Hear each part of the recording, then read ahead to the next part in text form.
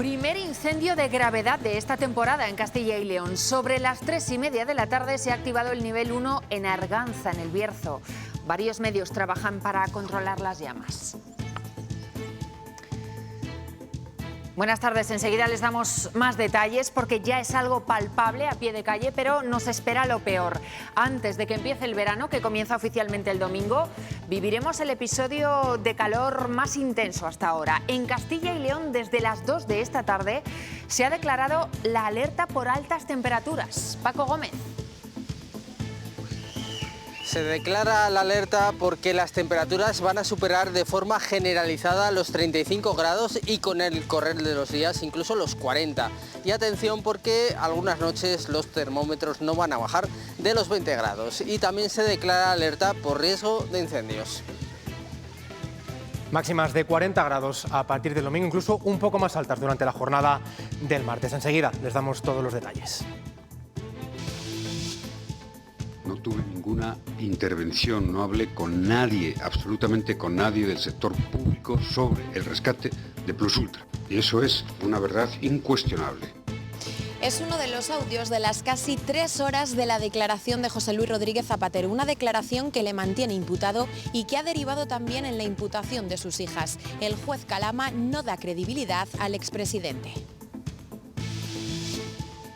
Cae la compraventa de viviendas, casi un 10% en abril, lo que sitúa a Castilla y León como una de las comunidades donde más baja, mientras el Banco de España avisa. La diferencia entre la demanda de vivienda y la oferta que existe es cada vez mayor y ese desequilibrio, advierte, va a ir a más. Y en una hora, a las 9, comienza en Sabadell un partido decisivo para el Zamora. Si ganan o empatan esta noche, conseguirán el tan ansiado ascenso a Segunda División. Héctor Segurado. Sí, el Zamora tendrá que defender el tanto de ventaja que consiguió en el Ruta de la Plata en un templo como la Nova Creu Alta, que presentará llenazo y que pretenderá generar un ambiente hostil a todas luces. Allí más de 400 aficionados zamoranos llevarán en volandas el Zamora y aquí en la Plaza Mayor el ambiente ya se empieza a caldear. Enseguida se lo mostramos todo.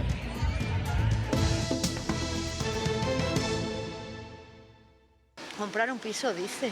Mira si tienes padres con un poco de caché. Con el sueldo que tienen ellos, nada. Y si quieren formar una familia, menos aún. Una vivienda decente no puede aspirar cualquier persona, yo creo. Está complicado lo de embarcarse en la compra de una vivienda y por eso se ha registrado un frenazo en las operaciones que se han firmado, sobre todo en Castilla y León.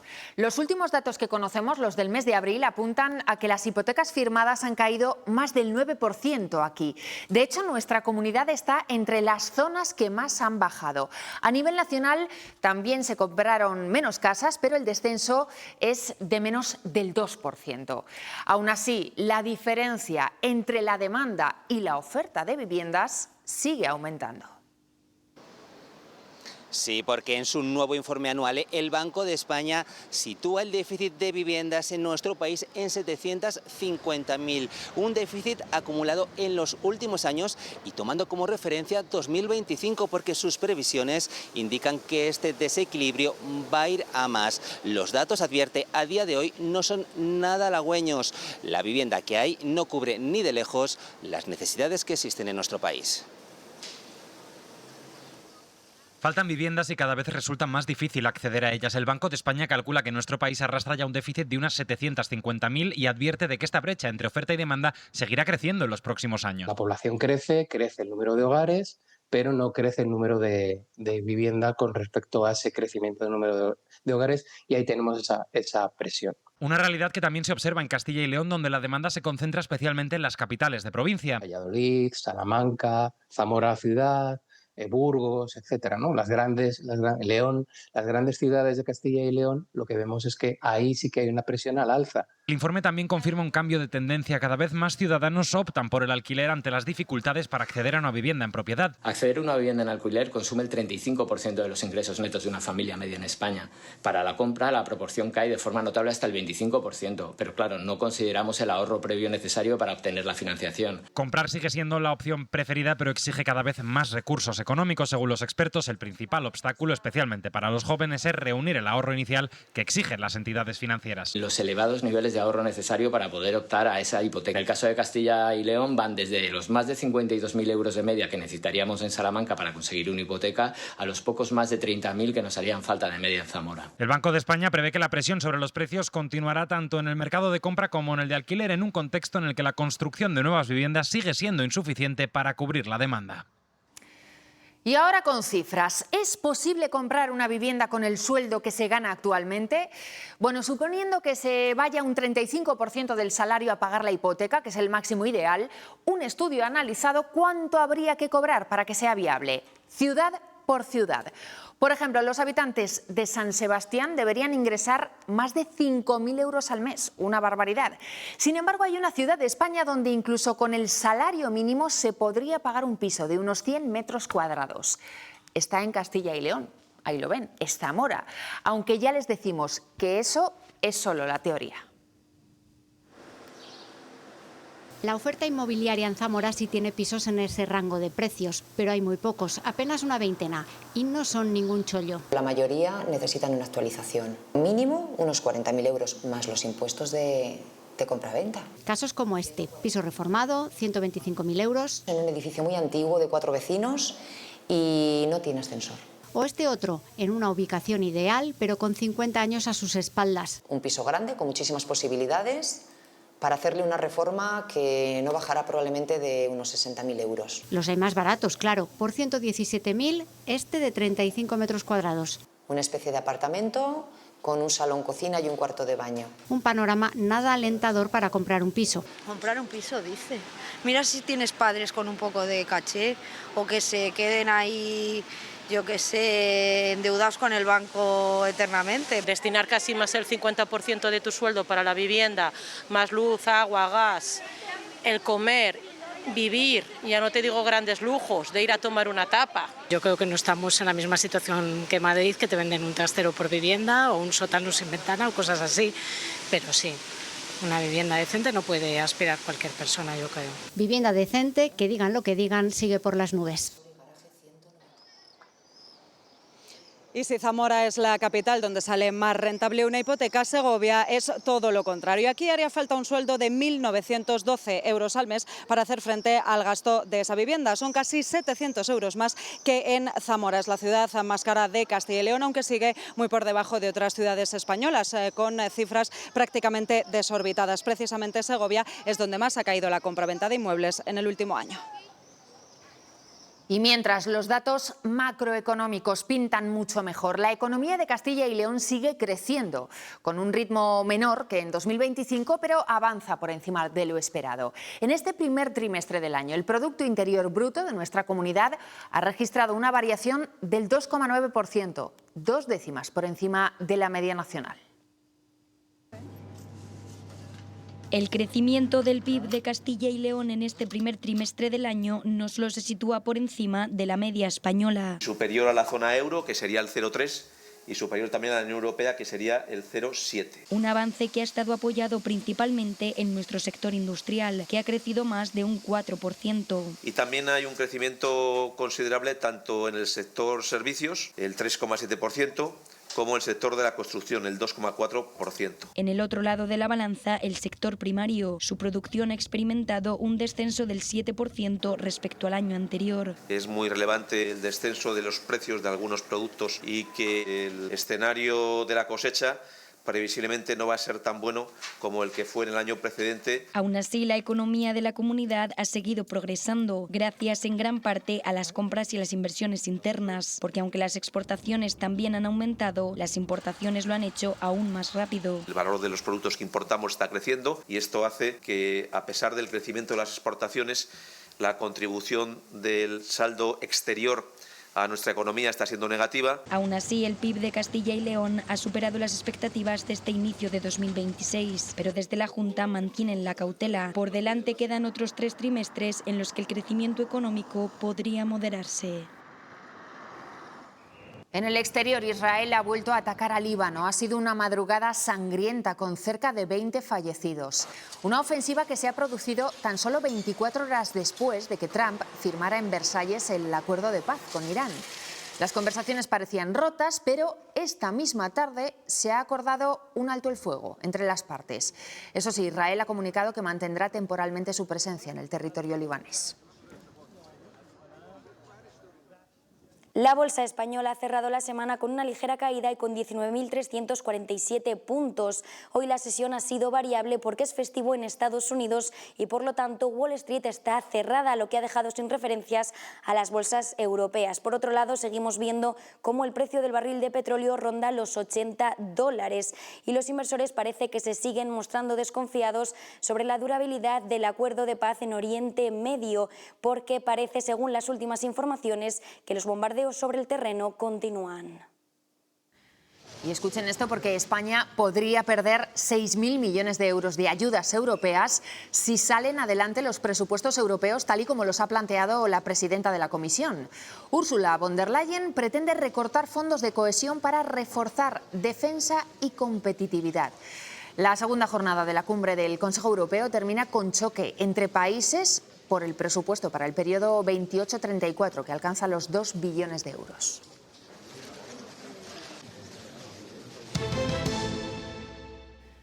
Ya se nota y muchos lo sufren en la calle, pero todavía no hemos llegado al pico de calor. Aún así, hoy ya se han superado ampliamente los 30 grados en parte de la comunidad.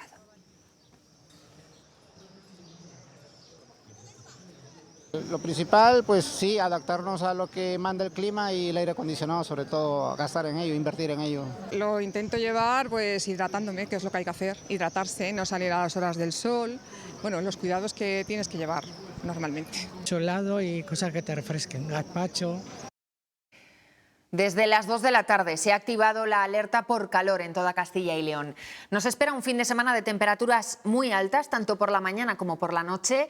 Y lo peor es que no sabemos cuándo se acaba este episodio. Paco Gómez. De momento no tiene fecha de fin. Lo que se sabe a ciencia cierta es que al menos de domingo a miércoles Castilla y León va a tener unas temperaturas extremas de calor y por eso la Junta de Castilla y León emite esta alerta y también algunas recomendaciones destinadas a proteger sobre todo a las personas más vulnerables, que son recomendaciones básicas, ya saben, evitar exponerse al sol en las horas centrales del día, no consumir comidas o bebidas calientes y reducir el ejercicio físico. Y también del 20 al 23 de junio, recuerden, se declara la alerta por riesgo de incendios. Pues con estas condiciones ya, primer incendio de relevancia esta temporada en Castilla y León. Aún no ha llegado el verano, aunque sí estamos en riesgo de fuegos en la comunidad, se lo decíamos. Y en el Bierzo hay uno que se ha elevado de nivel. Manuel Domínguez.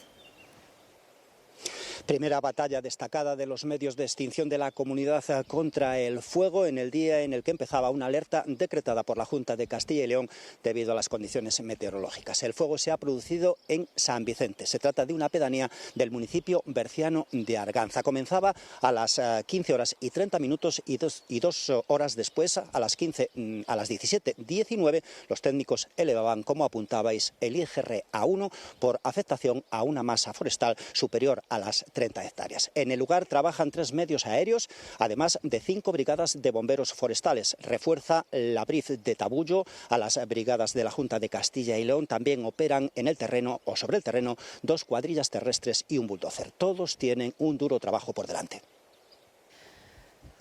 Gracias, Manuel. Ya ven que comienzan a notarse las consecuencias de esas altas temperaturas. Vamos ahora a explicar con cifras cómo va a ser lo que ya parece inevitable llamar ola de calor, la primera de este verano que ni siquiera ha empezado. Sergio, cuéntanos. No ha empezado, pero lo va a hacer con muchas ganas. María, vamos a pasar mucho calor a partir del domingo. Mañana sábado tendremos unas temperaturas ya un poquito más altas, pero tampoco notaremos demasiado el cambio en comparación a lo que hemos tenido durante la jornada de hoy. En general nos quedaremos un poquito por debajo de los 35 grados todavía, pero el domingo alcanzaremos ya hasta 40 grados en capitales como Zamora y en otras zonas del sur de Ávila y también del noreste de Burgos. Y la semana que viene, pues la empezamos empezamos también con bastante calor, 40 grados en zonas del centro de la meseta, en capitales como Valladolid, y el martes más todavía. Algunas capitales podrían llegar a registrar hasta 41 grados y además por las noches pues tampoco vamos a tener alivio. Si nos fijamos en las mínimas del domingo, eso de las 6-7 de la mañana, que es cuando más refresca, y vamos a estar por encima de los 20 grados, incluso 23, 24 en algunas capitales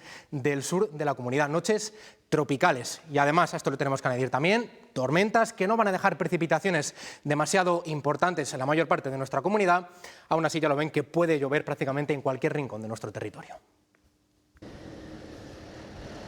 Y más problemas derivados de las altas temperaturas. En Valladolid, por esta circunstancia, se acaba de activar la situación 2 de contaminación por ozono, ya que durante 3 días de forma consecutiva se han superado los niveles de referencia de esta micropartícula. Eso significa que a partir de las 9 de la mañana de mañana, sábado, hasta las 9 de la noche, se va a cortar al tráfico esta almendra central y tan solo podrán acudir a ella y cruzarla quienes residan aquí o tengan una plaza de garaje, también los taxis, los autobuses urbanos y los vehículos de emergencia. Para intentar paliar este problema de movilidad, el Ayuntamiento va a habilitar de forma gratuita los 7 aparcamientos disuasorios de la ciudad y además va a aumentar la frecuencia de los autobuses. Esto, como decimos, se debe a las altas temperaturas que además van a continuar durante todo el fin de semana. Así que de seguir así, como todo parece indicar, esta situación 2 y este corte de tráfico se podría prolongar hasta el domingo. Y en medio de la situación de alerta por riesgo meteorológico de incendios que ha declarado la Junta, el Ayuntamiento de Miranda, en Burgos, ya ha comunicado oficialmente en un bando que suspenden las autorizaciones para el uso del fuego. También las hogueras de la noche de San Juan.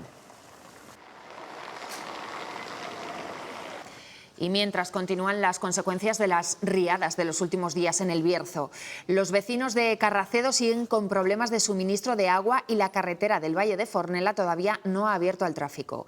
Esas tormentas también se han sentido al otro lado de la frontera con Galicia. En Ourense, muchos terrenos han quedado sepultados.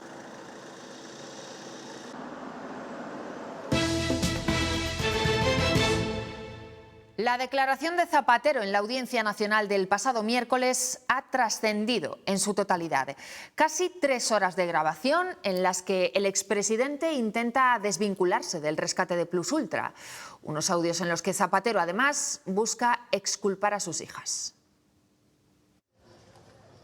La declaración de Zapatero quedó grabada al completo pese a que Calama prohibió los móviles en la sala para evitar filtraciones. Un interrogatorio marcado por la tensión entre juez e imputado. Tiene que entender que yo no soy una madre abadesa, sino un juez instructor. Zapatero solo respondió al magistrado y a su propia defensa para desvincularse del rescate. No tuve ninguna intervención, no hablé con nadie, absolutamente con nadie del sector público sobre el rescate de Plus Ultra. Y eso es una verdad incuestionable. Calama insistió en la relación del expresidente con análisis relevante, la empresa de su amigo Julio Martínez. Según la UDEF, el socialista habría cobrado mediante esta entidad $500.000 euros en concepto de mordidas por el rescate. Cualquier actividad de consultoría tiene que terminar en un informe definitivo. No, perdone, señor, un informe definitivo no, es un intercambio de opiniones, es un escuchar. Análisis relevante no sería nada, tiene usted. Dato mata relato. El expresidente buscó en su declaración desvincular a sus hijas de la trama, con poco éxito, ahora imputadas. Que en mi opinión trabajan bien, precisamente por ser quien son, nunca han concursado a una administración pública. Casi 3 horas de audios y tan solo 4 segundos dedicados a las joyas. Y ahora vamos a las dichosas joyas. Tema por el que Zapatero no declaró, ya que había presentado un recurso. Una vez conocidos estos audios y los detalles de las casi 3 horas de la declaración de José Luis Rodríguez Zapatero, las reacciones no se han hecho esperar. El Gobierno continúa manteniendo su apoyo al expresidente y el PP insiste en la necesidad de convocar elecciones porque, dice, los casos de corrupción cada vez acorralan más a Pedro Sánchez. El tiempo de la confianza ciega ha pasado y desde luego al Partido Socialista se le ha caído su gran faro moral, lo dice el Partido Popular y los socios de Pedro Sánchez. Los que le hicieron presidente, es el momento de convocar elecciones. La España de 2007 no es la España de hoy. Vamos a dejar que se den todas las explicaciones. Mantenemos la confianza.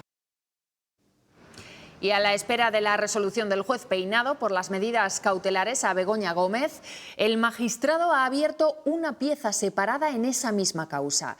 Esta vez el foco se pone en Juan Carlos Barrabés, el empresario que ayudó a la mujer de Sánchez con su cátedra en la Complutense. Peinado observa un presunto delito de prevaricación en uno de los contratos adjudicados al empresario por valor de 4 millones de euros. Después de que ayer abriera la puerta a un posible adelanto electoral, hoy Pedro Sánchez se ha vuelto a pronunciar sobre ese asunto. Ha reiterado que presentará los presupuestos y que habrá elecciones el año que viene, aunque no ha dicho si antes o después de las municipales. Eso sí, en todo caso, 2026 parece que acabará sin que vayamos a las urnas. Presentaremos los presupuestos en 2026 y habrá elecciones en 2027. Y no habrá elecciones conjuntamente con las municipales y con las autonómicas. En el Congreso, el PP ha vuelto a registrar una moción contra Pedro Sánchez. Ha sido tan solo unos días después de que la mesa vetara 2 enmiendas de Junts y del PP que tenían el mismo objetivo. Esta vez la presidenta de la Cámara Baja ha dado luz verde a uno de los puntos de la nueva moción. Eso sí, se votará solo la parte en la que se solicita una cuestión de confianza. Lo que Armengol ha vuelto a rechazar ha sido el debate en cuanto al adelanto electoral. En Castilla y León, una semana después de su toma de posesión, Alfonso Fernández Mañueco ha vuelto a defender hoy el pacto PP-Vox. Ha defendido la prioridad nacional vinculada al arraigo. Ha sido en una entrevista de radio grabada desde Salamanca. En Castilla y León necesitamos gente, pero que vengan de manera legal, regular, ordenada. Que aquellos recursos que son limitados se asignen por el arraigo, la vinculación real y efectiva al territorio. El modelo que ha puesto encima de la mesa Junqueras y que ha aceptado Sánchez, ese chantaje, es un modelo que dice, para Castilla y León, que tiene casi el 20% del territorio, que tiene el 5% de la población, solo le va a tocar a Castilla y León el 1,29, que no habrá ninguna reunión bilateral con el gobierno de Sánchez porque me parece una broma. Respecto de que necesitamos más médicos, estoy totalmente de acuerdo. ¿De quién es la competencia de que haya más médicos en la sanidad pública para todas las comunidades autónomas? De la ministra. También en Castilla y León, el PSOE vuelve a registrar en las Cortes su ley contra la violencia de género, trabajada con sindicatos y con el colectivo feminista para actualizar una norma que data del año 2010 en la comunidad. Es su primera iniciativa parlamentaria en esta legislatura. El objetivo es adaptar la ley al Pacto de Estado e incluir nuevas formas de violencia de género, como la vicaria, económica, digital o la institucional. El PSOE tiende la mano a todos los grupos parlamentarios, también al PP, como hizo en la pasada legislatura, cuando retiró su proposición en favor del proyecto de ley de los populares. El Partido Popular tiene ahora una oportunidad de oro para demostrar que verdaderamente está al lado de la democracia, de los derechos humanos y que de verdad no dicen que son tan feministas. Bueno, pues vamos a ver si de verdad lo son y vamos a ver si cuando se ponen el lazo morado no es solo porque les queda bien en la solapa de la chaqueta que llevan, sino porque verdaderamente están al lado de los derechos y libertades de las mujeres. Les contábamos antes que la Junta ha declarado la situación de alerta por riesgo de incendios forestales, de momento desde mañana y hasta el martes. Pues hoy el líder de los socialistas en Castilla y León ha pedido la comparecencia de la nueva consejera de Medio Ambiente, precisamente para hablar de la campaña de extinción. Para Carlos Martínez, la situación este verano es peor que la del anterior. Medios más precarios, menos personal, las empresas amenazando con paros patronales y con la amenaza de ser clasificados como servicios esenciales para tener la obligación de salir con personal que no está formado. Es una amenaza a nuestro patrimonio natural de primera magnitud. El ministro de Transportes ha colocado hoy la primera piedra de la que será la futura estación de trenes de Valladolid. Estará en el mismo sitio que la de ahora, pero tendrá mucha más capacidad y el objetivo es que se convierta en un nodo ferroviario a nivel nacional. Por delante, más de 3 años de obras. En la presentación, Óscar Puente ha arremetido contra el PP de la Junta y del Ayuntamiento vallisoletano. Porque lo que ha traído el sanchismo a Valladolid es tangible, se puede ver y se puede tocar. Lo que está por ver es lo que vaya a traer el mañuequismo y el carnerismo a la comunidad autónoma y a Valladolid. Con esta imagen y una cápsula del tiempo con los periódicos de hoy, un USB y una moneda de 2 euros, el ministro de Transportes, Óscar Puente, ha inaugurado las obras del parking subterráneo de la estación de trenes Campo Grande, que se iniciaron en octubre y mantienen un plazo de ejecución de 43 meses. El anuncio de licitación del proyecto de la estación de Valladolid se produjo el 16 de abril del año 2019. Es decir, han pasado más de 7 años hasta que se coloque la primera piedra. Los trabajos han comenzado por la instalación de las pantallas de hormigón que cimentarán el futuro parking de la estación, que contará con 605 plazas. Hoy ya es una obra lo que hasta ahora solo había sido un proyecto. Esta estación promete ser estratégica hacia el norte, sur y este, resolviendo así las necesidades de los ciudadanos. Es una estación preparada para multiplicar su capacidad, para albergar 5 millones de viajeros, 17.500 diarios. Será una realidad en el verano de 2029, donde la cápsula de Óscar Puente seguirá presente. Disfrutar tu café donde siempre. Tan normal como ser cliente de Unicaja. Hasta 900 euros por hacerte cliente online. Consulta condiciones en unicaja.es. Una silla como asiento de un camión. El pedal del acelerador sujeto por un pulpo. O neumáticos como estos, claramente deformados. Nos echamos las manos a la cabeza, ¿no?, de cómo puede circular un vehículo en estas condiciones. Son solo algunos ejemplos de defectos graves que a diario detectan las ITV. A quien cumple con esta obligación, claro. Lamentablemente, 1 de cada 3 vehículos que tienen que pasar la inspección técnica no lo está haciendo. Con lo que ello conlleva. ¿Y si tiene algún fallo y luego puede provocar un accidente? Porque retrasarla un año aumenta un 65% el riesgo de tener en nuestro vehículo defectos graves o muy graves. Tengo la pegatina puesta y me toca ahora el día 6. Más allá de un despiste, sea o no intencionado. Bueno, yo me tapo, pero yo algo de eso hago. Bueno, no, intento ganar un mes. ¿Por qué se retrasa o se evita pasar esta revisión obligatoria? Saben que no la van a superar y saben que la reparación que tienen que realizar el vehículo va a superar con creces el coste de la sanción. Y esto supone más vehículos en nuestras carreteras, en muchos casos en muy malas condiciones, es decir, más inseguridad para todos. Si no te pillan, ahora te tienen que pillar. Alumbrado, emisiones y ruedas vuelven a ser los fallos más detectados en las ITV. Yo creo que hay que llevarlo y ya está. 8 de cada 10 vehículos. Siempre tener todo en regla. Supera la revisión sin problema. Se calcula que en España hay unos 8 millones de personas que fuman a diario y casi la mitad intentó dejarlo el año pasado, aunque muy pocos lo hicieron con los medicamentos que financia el Gobierno. Hoy el Ministerio ha presentado un informe con los datos. Casi medio millón de esos fumadores intentó dejar el hábito gracias a tratamientos farmacológicos financiados. Con ellos se multiplican por 3 las posibilidades de dejarlo. Sin embargo, el éxito varía notablemente cuando el fumador intenta dejarlo por su cuenta. En este caso, solamente el 7% lo logra. El tabaquismo sigue siendo una gran preocupación para las autoridades, ya que provoca 50.000 muertes al año en nuestro país. La primera vez que lo dejé estaba muy contenta y me dijeron, nada, fúmate este cigarro que no pasa nada y vuelves a caer.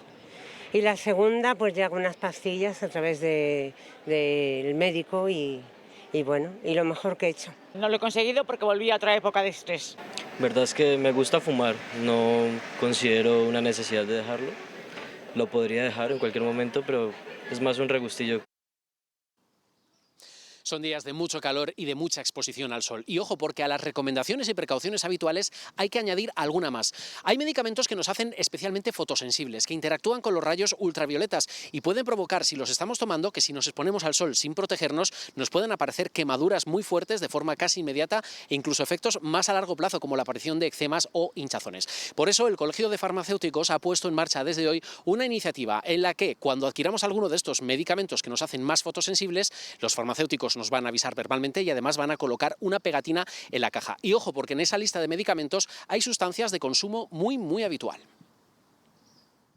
Son desde antiinflamatorios como el ibuprofeno, naproxeno, antihipertensivos como el enalapril, ansiolíticos, antihistamínicos, que ahora hay mucha alergia, cetiricinas, loratadinas, anticonceptivos vía oral, algunos antibióticos. Termina la quinta jornada de huelga de médicos tanto en España como en Castilla y León. El seguimiento medio ha sido de un 15%, aunque en esta jornada de viernes ha subido hasta un 18%.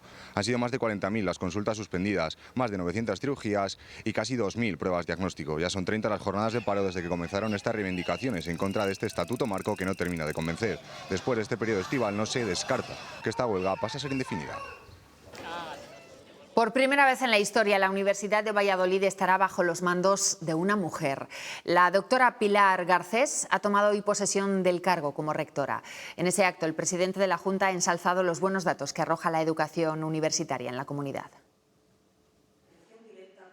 Con un Paraninfo lleno y bajo la atenta mirada de autoridades políticas y académicas, Pilar Garcés ha jurado su cargo como nueva rectora de la Universidad de Valladolid. Con el intercambio de los atributos rectorales, Garcés da el relevo a 8 años de mandato de Antonio Largo. Asumo este mandato con humildad y con la firme voluntad de escuchar, dialogar y trabajar por el bien común de la institución. Construir entre todos una universidad más fuerte, más innovadora. Fernández Mañuco ha querido agradecer a ambos su dedicación, pero también el trabajo a los más de 16.400 docentes que hay en la comunidad. Nuestra comunidad autónoma se siente muy orgullosa de contar con el mejor sistema educativo. Ser la segunda comunidad autónoma con mayor capacidad de atracción de estudiantes de grado es un dato que hay que destacar siempre. Lo que ha llevado al Ejecutivo a ampliar las titulaciones y a la mejora de las infraestructuras, entre otras medidas. A partir del curso que viene haremos realidad un gran hito, la gratuidad de la primera matrícula en el primer curso de grado para los estudiantes empadronados. Acciones cuyo objetivo pasa por la retención del talento para generar riqueza en la comunidad. Pascual Móvil te acompaña en tu día a día para que nada en esta vida pueda frenarte. Pascual Móvil, la única leche enriquecida en calcio, con zinc, magnesio y manganeso para cuidar de tus huesos, músculos y articulaciones. Mucho más que una leche calcio. Cuando la casa dormía, ellas seguían cosiendo. ¿Por las tardes o por las noches? O hasta las 3 de la mañana. Las manos de María Jesús vistieron a su familia. Lo que salía, lo que más falta hacía, porque entonces tampoco se podía ir a comprar pantalones, faldas. También las de Petri, con toda una vida acompañada de su edad. Desde que me casé hará por lo menos 40 años. Muchas mujeres del siglo XX que no dejaron ni rastro ni nombre y que compaginaban las labores del hogar con esto. Llevaban el peso de las labores domésticas y aparte tenían que sacar ese tiempo para poder ir a los comercios, para poder ir a casa de la modista. Muchos las recuerdan sentadas en algún rincón y casi a oscuras. Hablamos de las hadas de la aguja, hoy representadas en esta exposición de la colección de la Asociación Cultural Aperos de Ayer. Las piezas realmente son muy interesantes. Tenemos un neceser de manicura de Loewe, comercios como por ejemplo Olea, Sederías de Oriente. A través de estas prendas podemos aproximarnos a su historia. Por eso la exposición se llama Hadas de la Aguja, porque va dedicada a esas modistas que en sus casas trabajaban para esos talleres de alta costura. Y a mirar con atención todo aquello que durante décadas permaneció oculto entre telas, puntadas y detalles.